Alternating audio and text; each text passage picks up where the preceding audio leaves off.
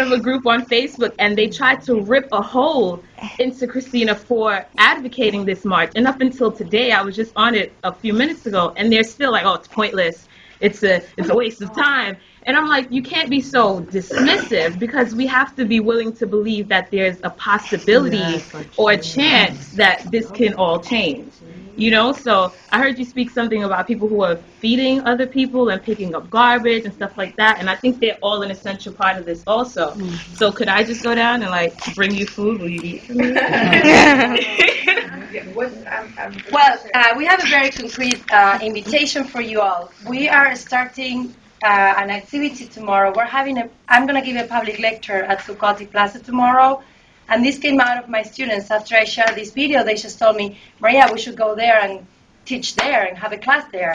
So the university is going to go to the street tomorrow on Friday. We're going to discuss a paper about immigration and politics. So you're more than welcome to come and to join me and maybe start Occupy John Jay. Why not?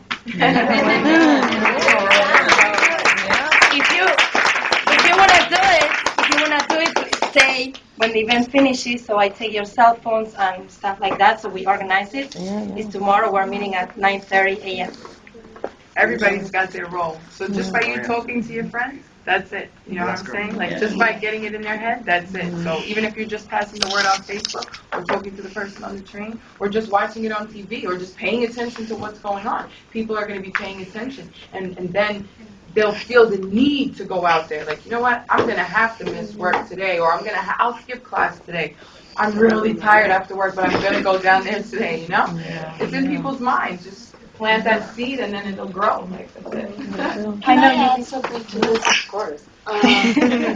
Yes, Professor. What's happening in Liberty Plaza is just the beginning, and it's only one expression of what is going to be a very variegated, multi-place, multifaceted protest movement.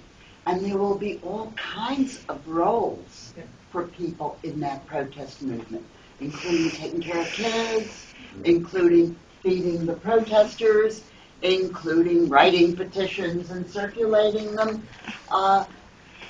That's what a protest movement is.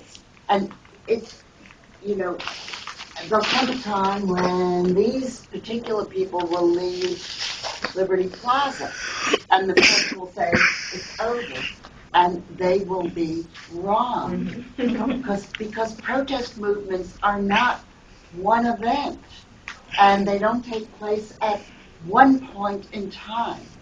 The civil rights movement in the United States began in 1955 in Tallahassee.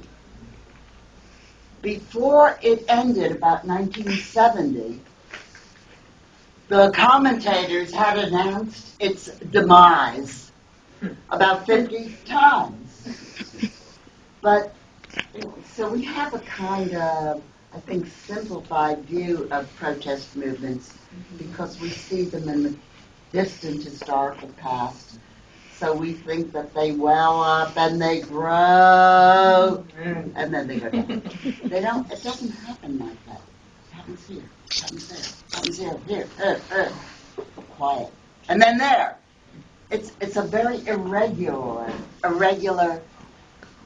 temporally spaced out and geographically spaced out movement. And there are all sorts of participants. You know, this is an occupation of public space. They're going to be strikes, for example. They're going to be school walkouts. There are going to be marches and parades, probably some street battles. And, you know, we have to wait and see and play it by ear a little bit, but be ready to do our part, I think. Yes. You want Yes. Actually, when I came to John Jay yesterday, I didn't even go to class. I went straight to the protest because there were students already there before 1 o'clock, you know, that started changing and stuff. And so from that time till the time that people actually started walking to Wall Street, it just grew and grew and grew. And so it's not just about protesting on the streets, it's also through protesting through our wallets. Because whether or not we are out in the streets, when we do buy things, people will still profit. These corporations will still profit from what we are doing. Though we have a message to send, it should be pragmatic. It should be, sent in all diverse options of these corporations. Whether we go out, on the street and go against Citibank and all these major corporations, we still use them to gain access in what we need. So I think we need to protest smartly through our wallets. And now, because the momentum is here and it's still growing, we need to use this as an opportunity, to break down the system of capitalism.